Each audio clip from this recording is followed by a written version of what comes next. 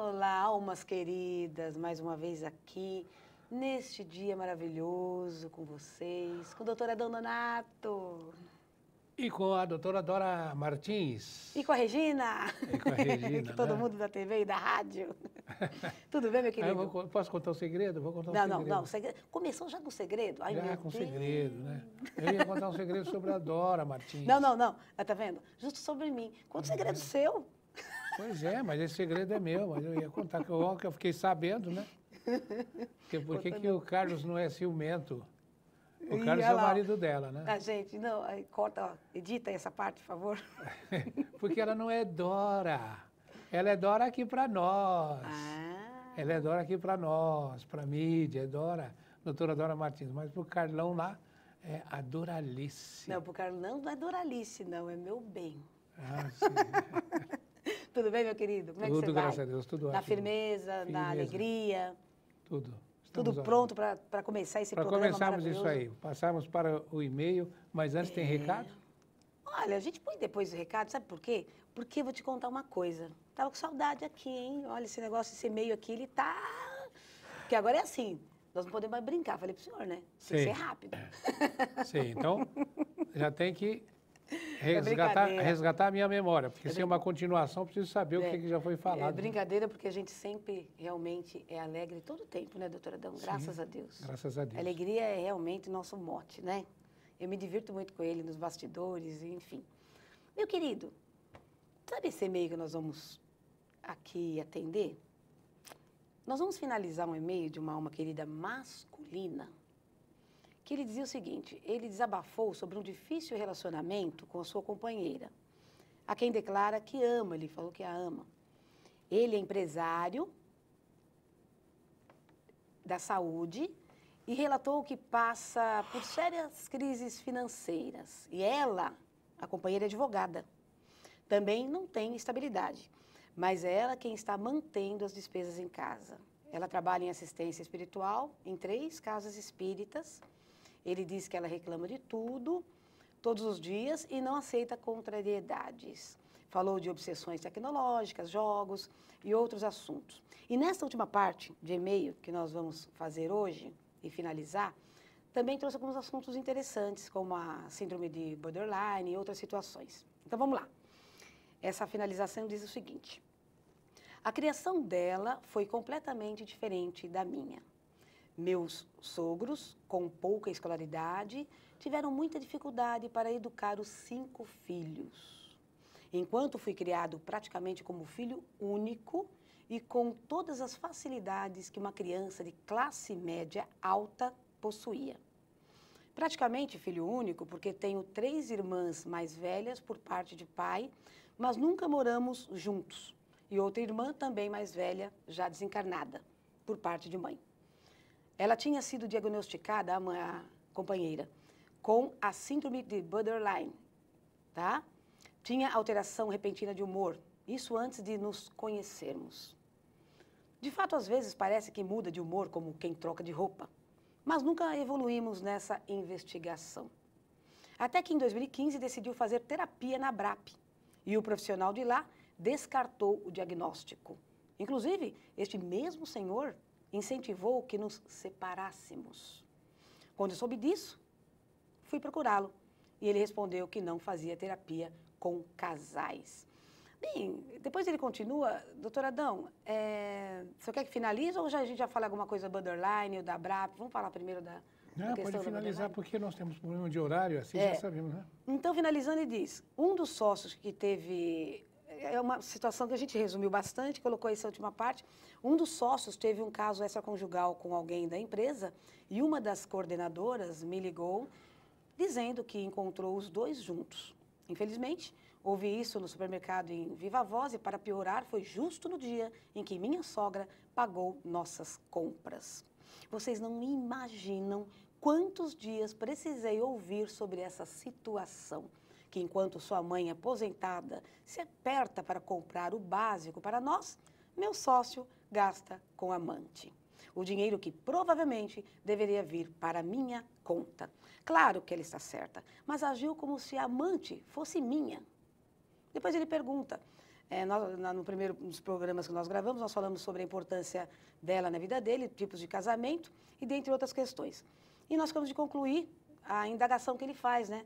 Como lidar com as pessoas que não sabem ouvir e como age de forma grosseira e a troco de nada.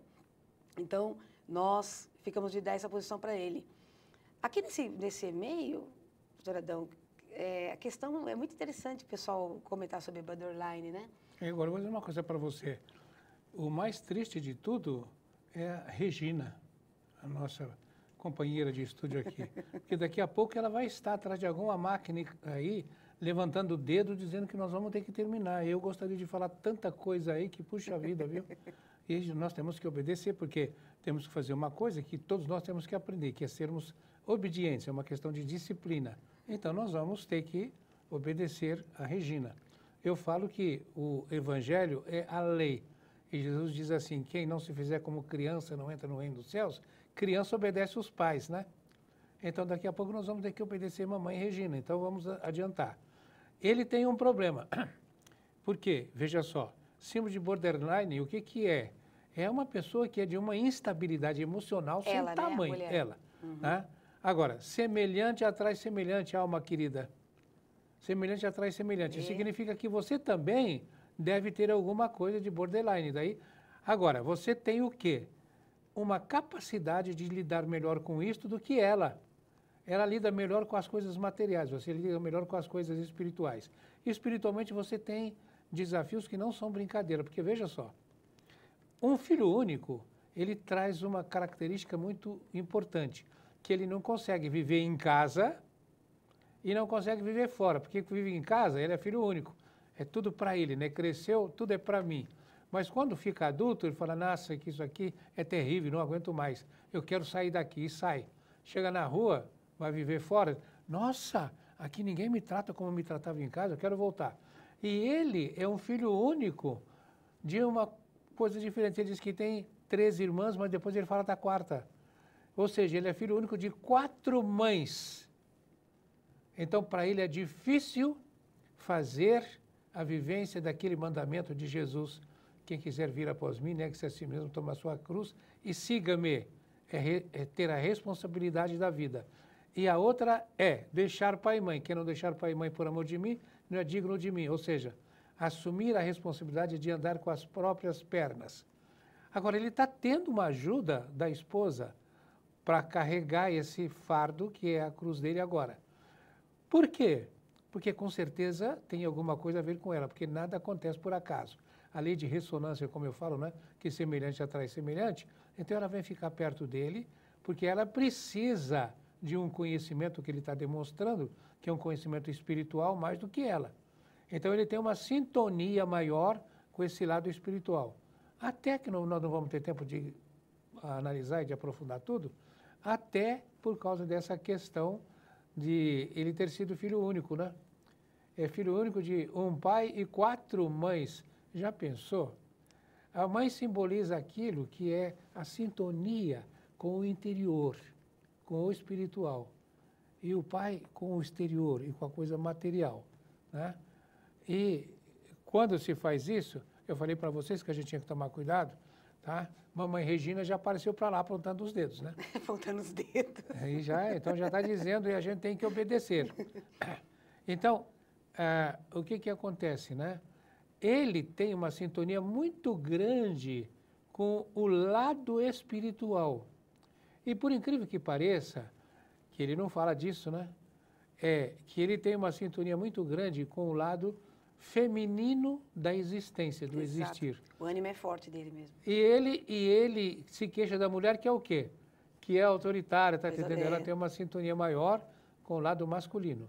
Então, esta união dos dois é uma união muito enriquecedora. Certamente. Rica e enriquecedora. Então, se eles forem capazes de usarem as características um do outro, né? Coisa maravilhosa a conquista que eles poderiam fazer. Mas, quando ele vai falar que disseram para ele na própria que não faziam terapia de casal, como seria bom se eles pudessem fazer uma terapia de casal com um terapeuta que pudesse abordar esse outro lado, né, que tivesse esse conhecimento. A ABRAP faz, né? Exato. Associação Brasileira de Psicólogos Espíritas. Exato, faz. Né? Então, sim, faz. Quer dizer, trabalha com o transpessoal, Sim. né? Mas, segundo o que ele falou aqui, no caso, quem atendeu disse que não atende casais. Sim, né? é o que eu estou dizendo. Que ele precisaria estar com ela, descobrindo esta riqueza que é eles estarem nessa junção. Porque na vida acontece uma coisa importante. Tudo aquilo de que a gente se queixa aqui é bênção. É uma bênção. Aquilo de que a gente se queixa é uma bênção. É uma bênção que nos é dada e que o doador estaria dizendo assim, isso aí é para você aprender a lidar com uma coisa que existe em você, que quando você vencer, você vai ficar muito superior ao que você é. Tá? Quando você vencer, você não sabe como é que vai ficar a sua vida, a riqueza que vai ficar a sua vida.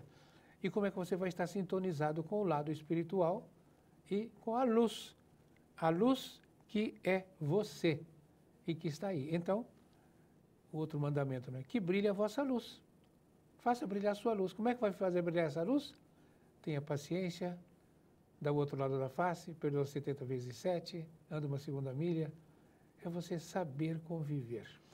Nós vamos, doutor Adão, num pequeno intervalo, meus queridos, e voltamos já para dar continuidade e finalizar o e-mail dessa nossa alma querida masculina. Fique conosco.